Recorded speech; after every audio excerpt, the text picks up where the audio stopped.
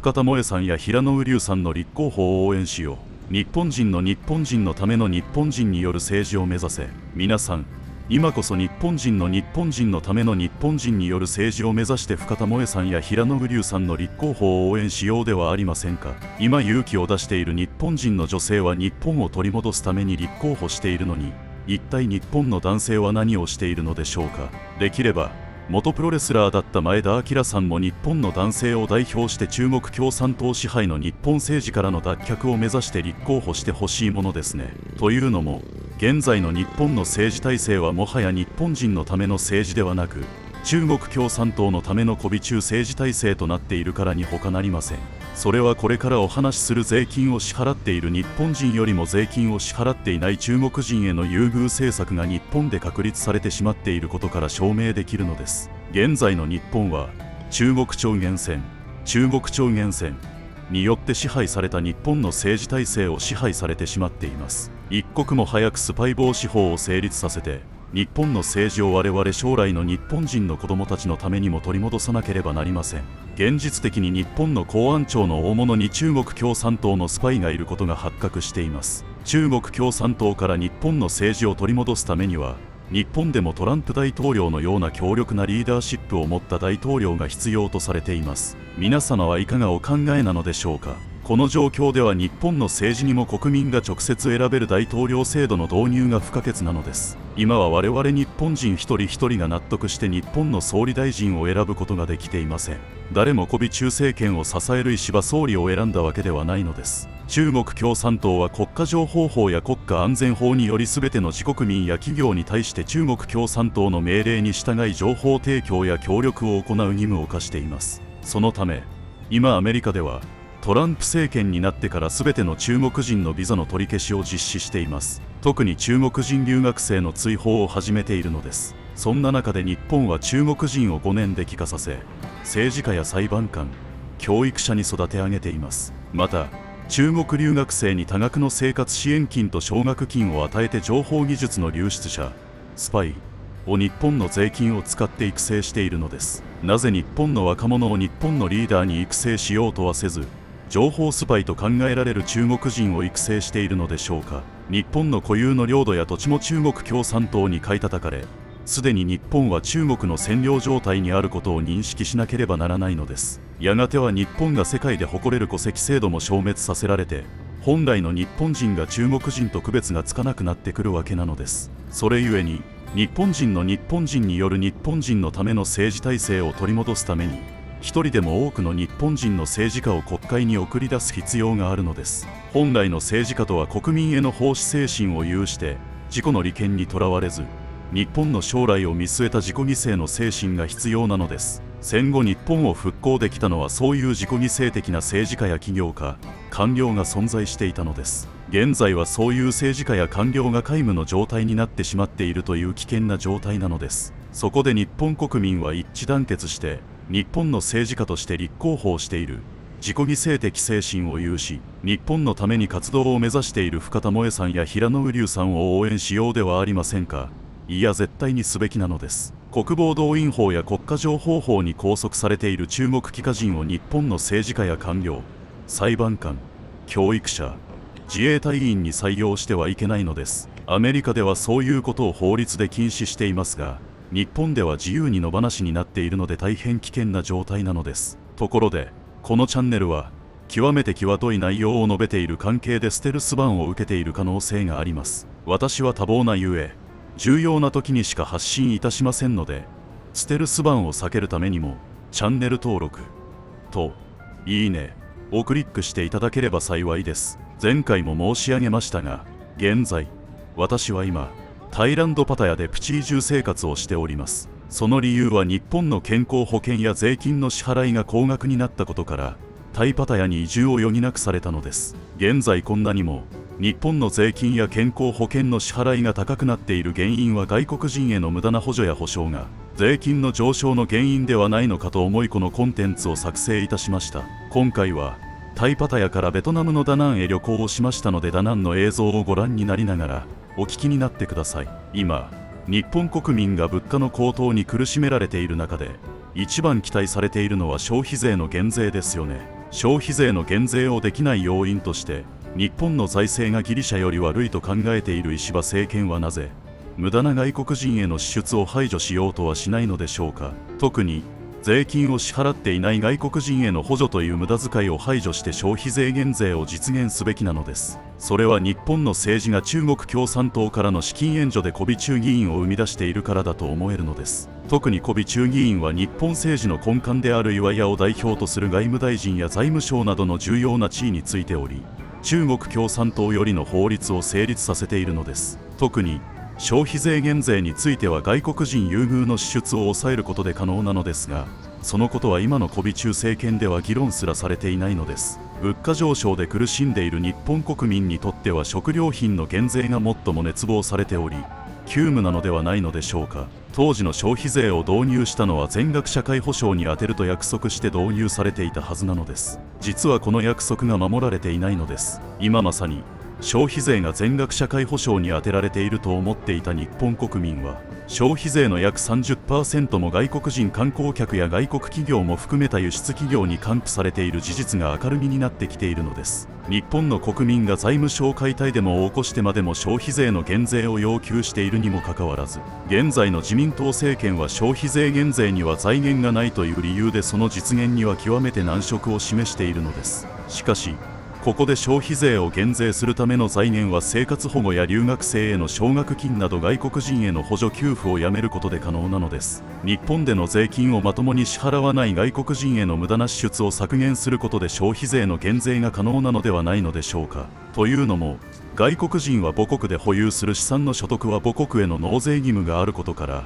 日本の税金をまともに支払わない構造になっているのです。しかも来日して1年後に全ての税額評価の所得が明らかにされるので、来日した年は無所得として日本の税金が課せられないのです。そこで生活保護など母国で裕福な外国人も日本の税金を全く支払わなくとも受給できてしまうのです。このような現在支給されている巨額な外国人への生活給付金、生活保護、医療保険のただ乗りや中国留学生への奨学金などの無駄な支援や補助などを削減することで、日本の消費税の減税、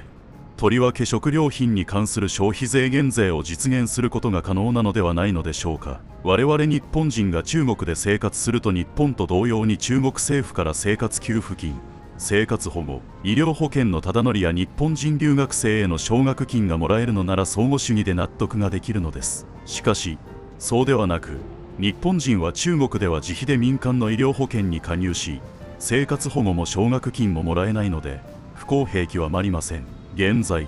石破総理は参議院対策でせっかくコストをかけて徴収した税金から給付金10万円を無駄に配るというように愚かな選挙対策としてのご機嫌取りを行おうと考えているようですね。そんなことをすることよりもむしろ外国企業や外国人に還付金として使用されている消費税分をせめて食料品だけは除外してほしいものですね。現在日本で起こっている財務省解体デモは日本人の税金が所得の半分以上も社会保障を含めて税金に搾取されている日本国民の怒りの表れでもあるのです。しかもその根源は税金を支払った日本人への福祉に使用されずに税金をまともに支払わない外国人に使用されている構造が危機的な状況にあることを認識しなければなりません。貨幣の信頼を保つためには、ここでは政府支出の無駄を省き、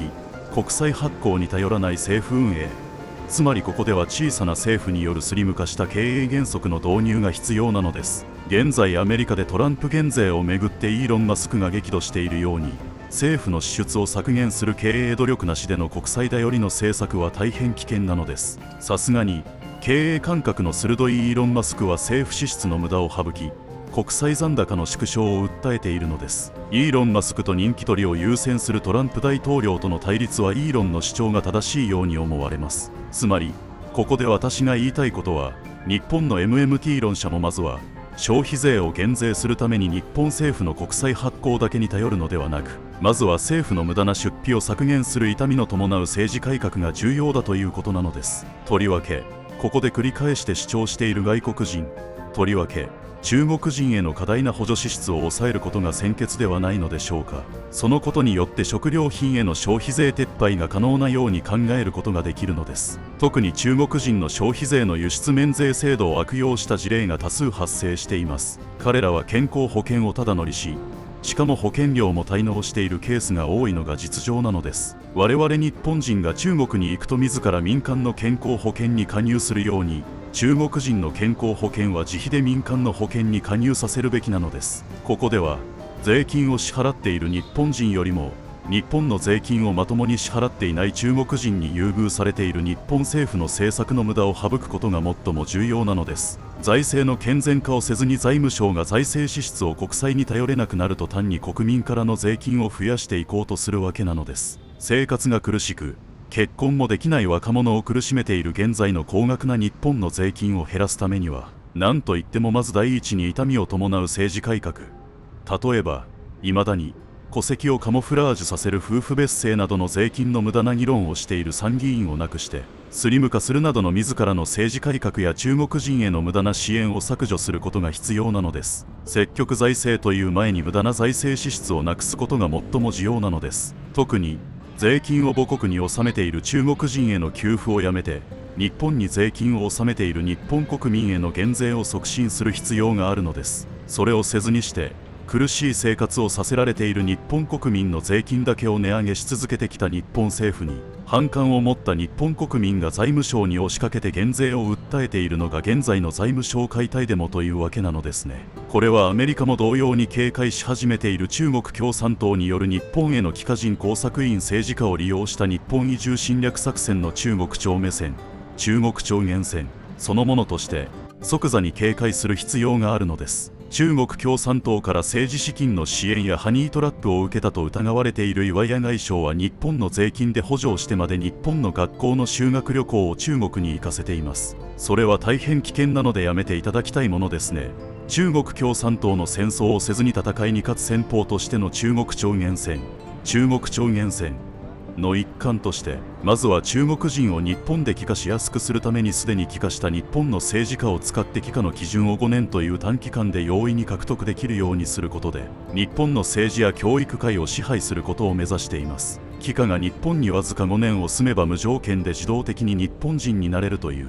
馬鹿げた法律というのは世界中を探してもどこにも例はありません。日本人が中国に帰化するためには中国に特別な貢献をすること、高学歴専門技術者、中国人配偶者との長期婚姻をすることなどが厳しく審査されています。特に世界中の法律を見てもその国に帰化するためには10年以上も居住する永住権取得が前提になっているのが普通なのです。しかしながら日本では中国の国家情報法や国防動員法により拘束を受けた中国人が永住権取得の基準である10年の半分のわずか5年間で可能になっています。たとえ日本語を喋れなくとも日本人に慣れているという恐ろしい現実があるのです。これは永住権取得よりも帰化の方が簡単であるという隠れ蓑になっているのです。本来帰化というのは簡単に取得できるものではなく非常に困難なことで他国の人は普通はなれないのが原則なのです。しかしながら日本では簡単に5年住めば日本人になれるというのは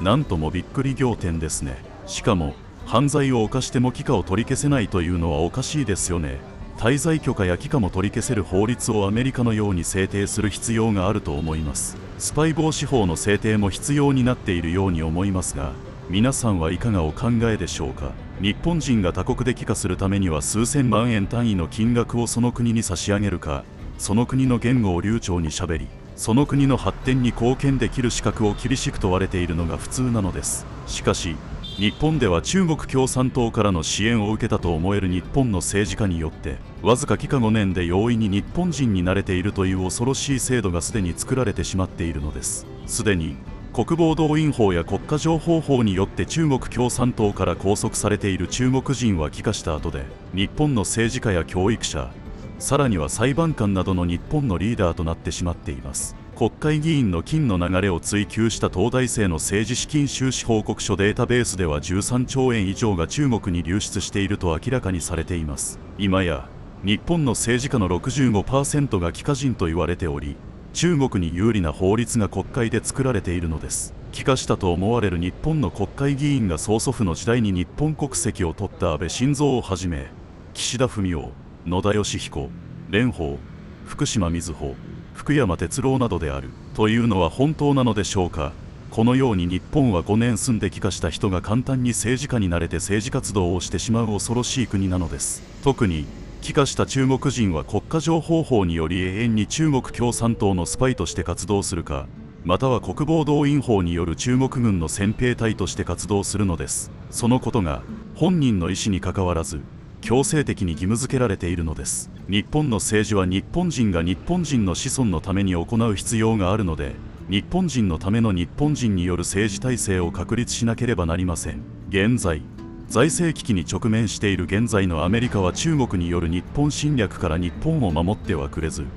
独自で防衛機能を備える必要があるように思われます。核爆弾を保有せざるとも、余った処理のできない原発の核廃棄物を集めてミサイルに保存して発射できるようなミサイルは準備しても良いように思いますが、皆様はいかがお考えでしょうか。現在日本の再生エネルギー賦課金が中国共産党の企業である上海電力に流れています。日本の労働者を育成するのではなく、外国人労働者を雇用すると雇用した企業に1人72万円の補助金が我々の貴重な税金を使って支払わされています。さらに去年、日本人の学生には生活給付金は支給されていないのにもかかわらず、我々日本人がなけなしのお金で支払った税金で2904名もの中国人留学生一人一人に最大年間260万円もの生活給付金が支給されているのです。しかも日本の大学院の博士課程に学んでいる約3000人の中国の留学生に1000万円が支給された事実が明らかにされています。日本人の学生には卒業時に300万円の返済義務のある奨学金も中国学生には返済義務のない奨学金が付与されているのです。このように日本人が入学困難な東大大学院などの高等教育機関にも国家情報法に拘束されている中国人の学生が日本の税金の補助を受けた簡単な留学制度を利用して多数入学を許しています。これは中国スパイの育成に日本の税金が使われていることを意味するのではないのでしょうか。このような無駄な資金は日本の若者に子供が産めるようなゆとりある援助に使用されるべきなのです。また日本の消費税は年金などの支出に充てると限定されているはずが、現実には中国人観光客や中国系輸出企業に還付金として還付させられ、日本の富を中国共産党に吸収されているようなのです。さらに日本での相続税の支払いのために売却を余儀なくされた我々日本人が先祖から受け継いできた貴重な日本人の土地が、相続税の存在しない中国共産党員に購入させて日本の土地の大部分を中国共産党の私有財産とすることで、日本の領土を占領してきています。その隠れ蓑として、すでに中国共産党は GATS、GATS に加盟する際の土地規制の例外規定を設けています。それにより自国の土地は外国人に購入させずに他国の土地を購入できるという戦争戦略上、他国に不平等な例外規定を設けるのに軍事戦略上からまんまと成功しているのです。そのような中国共産党には同様な措置を取るべきなので、日本が加入している GATS、GATS の例外規定を見直すべきなのです。あるいは中国をGATSに加盟させるべきではなく、そうでないなら日本はGATS の軍事戦略上不平等な規制を見直すべきなのです。またアメリカが現在関税戦争を起こしているように無視し、現在中国も日本も同様に加盟している外国人の土地規制が認められている RCEP、RCEP の条約によって、自国の土地を売らない国とは相互主義の原則や防衛という目的で外国人の購入に対しては土地規制を設けるべきなのです。諸外国では土地規制だけにとどまらず、マンションの購入にまで約2割程度までの購入許可と制限しているのが普通なのです。そこでは RCEP、RCEP の条約によって、すでに世界中で数多くの国々が外国人土地規制を導入しているわけなのです。自国の土地については外国人が買えず、購入可能なのはマンションのみの購入が許可されている国が普通なので、すでに買われてしまった日本の土地だけはマンションを除いて国防上の理由で10年間の猶予を設けて日本人に売却する義務を有する法律を設けると良いのです。売却しなければ10年後は日本政府が没収するものとするわけなのですね。それと並行して現在、中国共産党は国連に賄賂や献金を配って後押しされたと考えられる夫婦別姓で日本の戸籍制度を崩壊させようと試みているようなのです。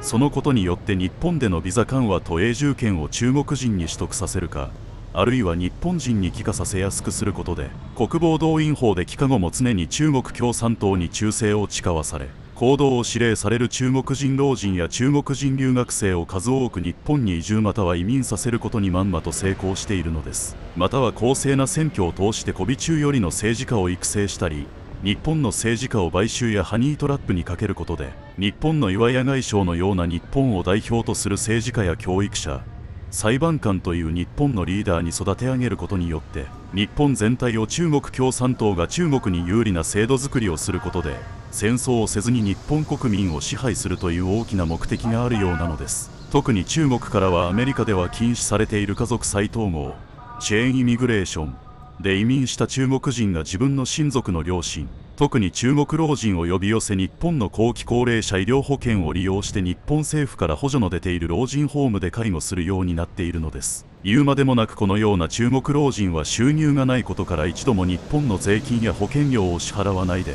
日本国民の血税で成り立っている日本の健康保険にただ乗りできているのです。中国移住者や帰化人には年取った両親は一度も日本の健康保険や税金を支払っていないことで、後期高齢者医療保険をただ乗りするような呼び寄せを禁止する必要があります。もともと中国人はいつまでも中国に納税しており、日本に移住後も中国の所得は永遠に中国共産党に納税義務があるのです。今こそ日本国民はこのことを肝に銘じて、現在の日本の税金を高騰させている中国超限戦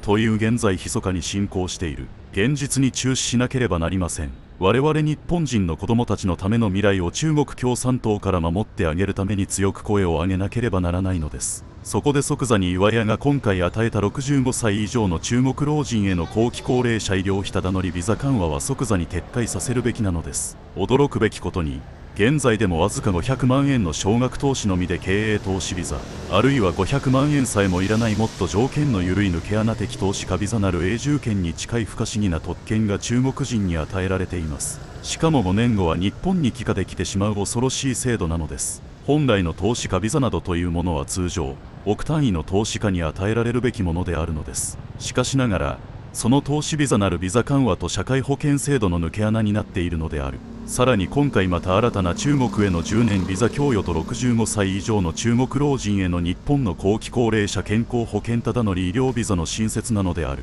これほど我々日本人から徴収された血税を中国人に使われるようにする岩屋のような日本の政治家は、外国人によるパーティー券購入を認めると主張しています。それは岩屋が中国共産党からパーティー券購入などの政治献金やハニートラップなどによって取り込まれている証拠なのではないのでしょうか。このような日本での納税もまともにしないで中国本土に納税している中国人優遇をなくし、現在でも健康保険料金を含めて自らの所得の半分以上を日本に納税させられている日本人を優先することが重要なのです。最近の財務省解体でもあまりにも日本国民が泣く泣く支払った税金が外国人優遇に使われ、日本国民の所得の半分以上も税金に取られていることへの不信感の表れなのです。このような本来非常に重大なことを議論しないで、中国共産党によって支持されたと思える選択的夫婦別姓などというくだらない無駄な議論をする国会議員は、税金の無駄なので参議院をなくすなどして半分にスリム化、削減すべきなのであります。中国共産党によって指令されたような議論をする必要もない中国共産党よりの夫婦別姓を議論する時間があったら、中国人に食い物にされている現在の日本の社会保障や日本の領土としての先祖から受け継いできた貴重な日本の土地を日本国民のために中国共産党の密かな侵略戦争から守り抜くことを即座に議論する必要があるのです。特に今回岩屋が与えた65歳中国人老人は1年間滞在可能で更新ができ放題のビザとなっているので、現地での所得が評価できないことから日本の健康保険にただ乗り同然で加入できることになっているのです。岩屋は健康保険には入れないと説明しているが、実際には在留カードを付与した健康保険に65歳以上の中国老人が加入できることが判明しました。外国人には相互対等の関係から自費で民間の健康保険に加入を義務付ける必要があるのです。なぜ世界各国が中国人ビザ緩和を警戒し制限してきている中で、日本の岩屋外務大臣だけは今回、中国人だけが10年ビザ取得と65歳以上の無制限ビザ供与なのでしょうか。特に65歳以上の中国人後期高齢者は医療を受ける確率が異常に上がり、大量に押しかけてきて日本の誇る国民皆保険制度が崩壊するのです。岩屋は日本国民の怒りにびっくりして10年ビザや65歳以上の中国人老人は日本の健康保険には入れないとごまかして弁解しているが、制度上どこにも健康保険に加入できないとは規定されてはおらず、実際には滞在延長をすると現場の役所職員は65歳以上で90日間滞在した中国人老人の日本の健康保険への加入を断ることができないことになっており、日本国民の皆様は岩屋にごまかされないようにしてください。健康保険の加入条件が3ヶ月というのは現地の保険料金の算定が1年間遅れてくるので、加入条件を1年とすべきなのであり、現地の所得評価も加味できるようにしなければならないのです。というのも、なぜ全世界共通のビザ緩和なのではなく65歳の中国人のみの1年間ビザ緩和というのは極めて不可解なビザなのです。日本の健康保険料金は前年度の所得で計算されているのだが、外国人の場合には3ヶ月滞在のみで外国での所得が評価されていないので無料となり、ただ乗りで生活保護の申請も可能となっています。その点では過去多数の悪用された事例が報告されているのです。私が最近確認した情報によると、特に今回岩屋が与えた65歳中国人老人は1年間滞在可能で更新ができ放題のビザとなっている。これは岩屋が与えた中国共産党員向けの健康保険ただ乗りビザではないのでしょうか。今こそ我々日本国民はこれを絶対に阻止すべく声を大にして立ち上がる時である。現在でも日本に中国人だけの老人ホームが増えてきている中で、さらに岩屋は65歳以上の中国老人のビザ緩和を行い、日本の医療制度を悪用させて日本全国を中国のおバステさんにするつもりなのでしょうか。そのせいで現在の高額療養費が増えて値上げされるらしいのです。現行の日本の健康保険料金を値上げする前に、この種の中国人への無用な支出を即刻廃止や是正をすべきなのです。これは日本人差別と言っても過言ではありません。中国共産党から我々日本人の子供たちから社会保障を守ってあげねばなりません。すでに現在、岩屋を含めて日本の政治家は日本国民への奉仕精神を失い、中国人帰化人や岩屋のように中国から賄賂や第三者を介したパーティ券購入に影響を受けた政治家に支配されているように思えるのです。しかも岩屋は外国人がパーティ券を購入することで日本が開かれた国になれると主張しています。このように現在、第三者を隠れ蓑にした中国共産党からの政治資金が日本の政治に悪影響を与えているのです。日本の政治家は国民のためではなく中国共産党の利益を優先することが懸念されています。このことから将来の日本は中国共産党に支配される非常に危険な状態にあると言わねばならないのです。いや、もうすでに支配されているのではないのでしょうか。今の選択的夫婦別姓も中国が国連に賄賂を配って買収した政治家により日本の国籍を破壊してスパイを日本に侵攻させる中国の超限戦の一環なのではないのでしょうか。日本の政治は日本人による日本人のための国益重視、トランプの主張するような日本第一主義でなければならないのです。日本の税金は日本人にのみ使用されるべきで、中国人に悪用されてはいけないのです。今こそ全国民が立ち上がり、将来の日本の子供たちのために中国人による中国共産党のための日本政治への関与や統制を防ぐ必要があるのです。日本もアメリカトランプ大統領のように日本国民一人一人が尊敬しうる日本の総理を選出できているのでしょうか。イーロン・マスクが政府効率化を目指すアメリカ第一主義による既得権益や天下りなどの打破が日本でも可能なのでしょうか。今こそアメリカ大統領のように日本の国民一人一人自ら日本人の大統領を直接選べるような大統領制を日本国民が選挙で主張することで導入すべきなのです。また、なぜ中国人は生活保護を日本でもらえているのでしょうか。日本の憲法に日本人にのみ支給すると規定されているように、中国人は生まれ育った中国で生活保護をもらうべきなのではないのでしょうか。また、なぜ日本人学生には奨学金が返済義務を持って給付され、卒業時には平均して300万円借金しているのに、国防動員法や国家情報法によって束縛されている中国人留学生には無償で支給されているのでしょうか。今すぐ中国人留学生の支援をやめて日本人学生に子供が産める余力を与えるべきなのです。特に中国人の日本生活保護者は中国に強制送還すべきなのです。千葉県の鴨川麗徳市立高校では約半分が中国人留学生であり、学費無料化の恩恵を日本の税金も支払わない中国人にも与えているという。恐ろしい税金の無駄遣いの現実もある。このような外国人への教育補助などを含めた生活保護や医療保険、生活給付金は日本の税金を支払っている日本人の困窮している人のために支給されているのです。生活保護は日本人のためにあるものなのです。日本人は生活保護をもらうのにも周囲の対面上記にして申請もしない人が多い中で、中国人は中国で豊かな人にまで我もと積極的に申請しているのです。例えば中国の元外交官の男らが新型コロナウイルス対策のコロナ支援金2530万円を騙し取ったという事実があるように、本国では裕福な中国人留学生や中国大使館の中国人職員にまで日本の支援金が悪用されており、中国での所得や資産が評価できずに給付されているのが現実なのです。特に外国人の所得評価は1年後になることから、来日3ヶ月では無所得となり生活保護が申請でき受給できてしまうことになっているのです。1年後も中国での所得を評価しても納税は中国になるので、1年後も日本での税金評価は日本での所得のみとなるのです。つまりほとんどの中国人が中国での資産や所得を日本では評価できていないことから、日本では無所得と評価されているのです。中国人は1年後も中国での所得は中国本国に納税しており、日本に移住後も中国の所得は永遠に中国共産党に納税義務があるのです。そのせいで来日して即刻日本の生活保護を申請するケースが後を絶たなくなっているのです。それに比例して年々日本人が支払う税金も高くなってくるわけなのです。外国人に日本人が汗水働いて支払った税金で支払われる生活給付金や医療保険は支給すべきではありません。人道上の理由と弁明するのであれば、相互主義の原則で本国での収入を調査できた上で日本人も生活保護をもらえる国にのみ限定すべきなのです。中国人の土地購入についての GATS、ガッツ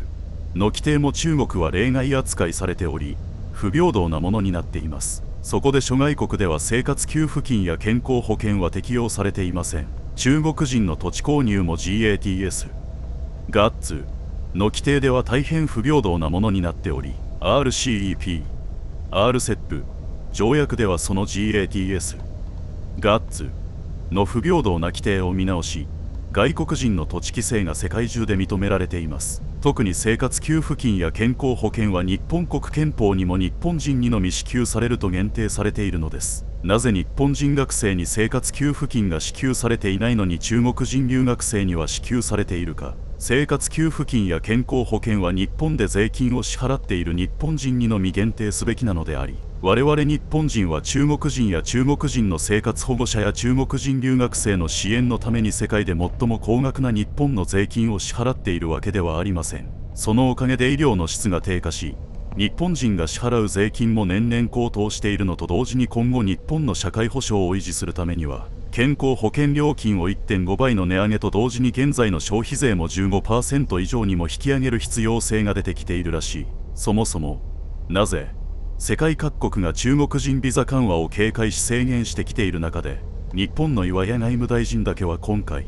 中国人だけが10年ビザ取得と65歳以上の無制限ビザ供与なのか。特に65歳以上の中国人後期高齢者は医療を受ける確率が異常に上がり、大量に押しかけてきて日本の誇る国民皆保険制度が崩壊するのです。岩屋は日本国民の怒りにびっくりして10年ビザや65歳以上の中国人老人は日本の健康保険には入れないとごまかして弁解しているが、制度上どこにも健康保険に入れないとは規定されてはおらず、実際には現場の役所職員は65歳以上で90日間滞在した中国人老人の日本の健康保険への加入を断ることができないことになっており、日本国民の皆様は中国共産党から政治献金を受けていると疑われている岩屋にごまかされないようにしてください。特に今回岩屋が与えた65歳中国人老人健康保険ただ乗り医療ビザは1年間滞在可能で更新し放題のビザとなっているので、本国の所得を評価せずに日本の健康保険にただ乗り同然で加入できることになっているのです。これは将来の日本の誇る健康保険の破壊につながってくるのです。今こそ我々日本国民はこれを絶対に阻止すべく声を大にして立ち上がる時なのです。現在でも日本政府の補助を受けた中国人だけの老人ホームが増えてきている中で、さらに岩屋は65歳以上の中国老人のビザ緩和を行い、日本の医療制度を悪用させて日本全国を中国のおバステさんにするつもりなのでしょうか。このような無駄な出費は全て日本の国際残高の積み重ねを助長しており、我々が痛みを感じずにいるのですが、これはいつかは円安とハイパーインフレにつながって日本国民の生活を破壊していくことになります。外国人生活給付をしたせいで現在の高額療養費も増えて値上げされるのです。現行の日本の健康保険料金を値上げする前にこのような中国人への無用な支出を即刻廃止や是正をすべきなのです。これは日本人差別と言っても過言ではありません。しかも日本人さえも特別な後期高齢者保険料金が上乗せされているのに中国人老人には無料なのでしょうか。岩屋が日本国民にひた隠しで弁明する観光業の経済効果に関しても、実際には中国業者が日本の観光会社を所有し中国人観光の接待を占有しているので、言われているほどプラスにはならず、国際ツーリズムによる経済効果どころか、逆に健康保険の多大な経済的損失に結果しているのを日本国民にはひた隠しにしている。今後は健康保険を中国人観光客がなり代わり代用などの悪用を避けるために、健康保険証の本人確認写真の表示を義務付けるか、パスポートで本人確認を求めるか、あるいは世界中で普及している国民皆保険制度は日本人にのみ限定する制度としての見直しをすることが重要なのです。いくら積極財政派の主張するように国債発行を増やしてもその使い道が中国人への補助仕様で増加してくると、現在のようにすでに国債残高が GDP 比で世界一の積み重ねとなっているのにもかかわらず、日本国民は貧しくなっていく一方なのです。中国人への補助を拡大しつつアベノミクスでの積極財政を続けてきた結果は円の価値を失い日本人全員が貧しくなってきているのが現実です。積極財政という前にまともに日本の税金を支払わないこの種の中国人補助への無用な財政支出や参議院をなくして国会議員の数を半分にスリム化しなければなりません。選択的夫婦別姓は現況のままで何が問題なのでしょうか。それは中国人の日本人化を覆い隠す手段となっているのです。支払った自分の税金が外国人の生活保護や医療保護に使用されており、自分に返ってこないことを察知した賢い日本の若者や富裕層たちはもはや日本に税金を支払う意思を失い、海外へ逃亡してきているのです。日本人も外交の相互主義という基本原則の中で中国での10年ビザや65歳以上のビザや医療保険の補助はないのか。岩屋の主張する経済効果や国際ツーリズムの観点からのビザ緩和というのなら、今回の交渉では中国と対等に30日間のビザ免除の解放のみでよかったのではないのか。最近また人乳もウイルスという第2のコロナとして新たなパンデミックが大流行しており、死亡率は COVID-19 の20倍以上もあるようだ。2025年4月の新型コロナの陽性率が 16.2% で政府が公式に流行を認める異例の事態になっている。2025年5月には香港で1ヶ月に30人新型コロナで死亡しており、再流行の兆しを示している。中国各地で新型コロナウイルスの感染が再拡大しており、広州市の三甲病院に勤務する医師が感染後に急死した。中国当局は全国的に感染状況は落ち着きつつあると発表しています。このように中国政府は前回のコロナパンデミックと同様にまたもやこのことを巧妙に隠蔽している。最近アメリカのホワイトハウスで立証されたコロナ人口説では中国武漢研究所から漏れたと発表されている。日本も中国にはコロナ被害の補償を求めるべきなのです。特に中国に買われてしまった日本の土地を賠償金として確保することも考えてよいのではないのでしょうか。今後は中国人が日本に新たなウイルスを持ち込み侵入してくるのを早急に止めねばならないのです。この新たなパンデミックを理由にして即座に今回の中国へのビザ緩和を早急に廃止すべきなのである。岩屋が与えた10年ビザの中国人は日本で今回認められた90日間の滞在、つまり3ヶ月滞在すると中国での所得を無視して日本の税金を支払わなくとも日本の高額な医療保険に加入できるという、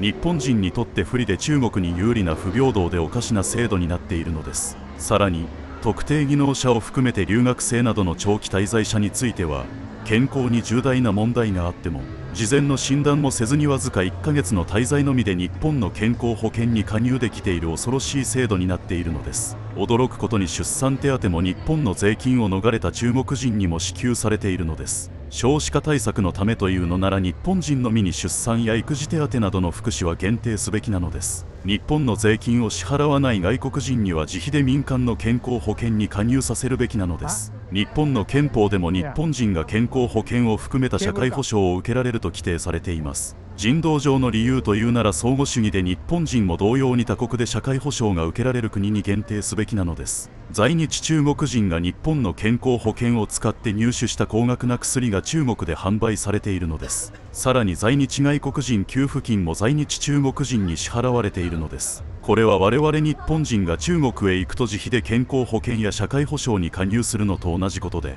外交の基本原則である相互主義として民間の保険を利用させるのは至極当然なことなのです。近い将来、日本の健康保険の値上げが決定されるようですが、その前に我々日本国民はこのような中国人の日本の健康保険ただ乗り制度の即時撤回と廃止を日本政府に即座に要求しなければならないのです。中国で発生したコロナ治療の時も日本の税金を支払わない中国人にも無料で治療させてきたのではないのでしょうか。積極財政派の日本人も減税を国債発行で賄う前に、まずこのような中国人への無駄な支出を排除しなければ、さらなる国債発行の増大により円通貨の価値が減少して日本国民全体の資産がなくなり貧しくなっていくことを認識しなければならないのです。それゆえに日本の医療保険は日本での税金を中国での所得を加味して1年後に支払った後で加入させるべきか、あるいは外交の相互主義の原則からは至極当然のごとく外国人には別途自費で民間の健康保険に加入させるべきなのです。日本人の税金は税金を支払わない中国人に使用するのではなく、なぜ日本人にのみの使用に限定しないのでしょうか。最近の財務省解体デモでも理解できるように度重なるステルス増税で苦しむ日本の若者は結婚できないで子供も育てられない状況であるのです。それにもかかわらず、なぜ中国人にはこのような我々の税金の使われ方がなされているのでしょうか。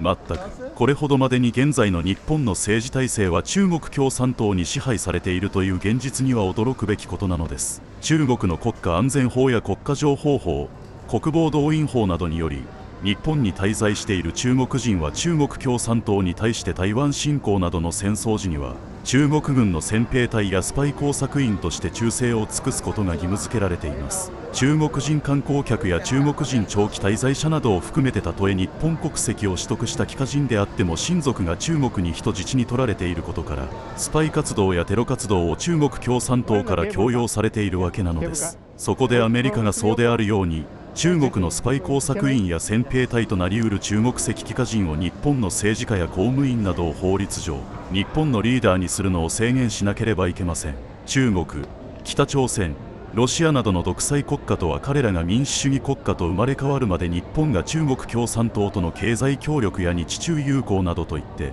仲良くする必要などは全くないのです。アメリカが独裁政権の中国共産党を敵視しているトランプ大統領との協議をする前に現在の中国共産党との日中親善や協調などは全くの無駄で悪用されるだけなのです。さて今関税戦争でめちゃくちゃに非難されているアメリカのトランプ大統領なのですが、実はトランプ大統領が戦っている目的は自由主義経済の受益を享受しながらも自らは管理経済、例えば管理通貨制度による為替の管理、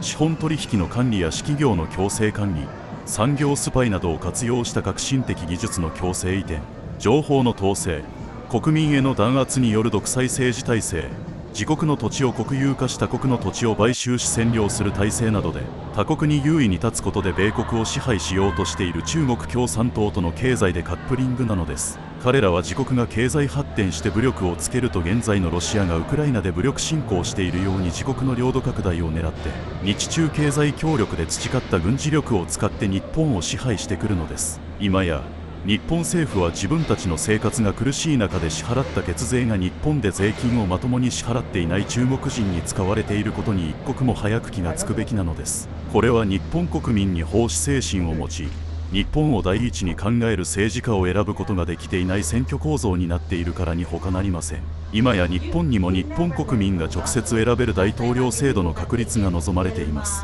このことをぜひ日本国民に拡散をお願いいたします。我々日本の子供たちの明るい未来のために声を上げていく時なのです。それではまた次回にお会いいたしましょう。さようなら。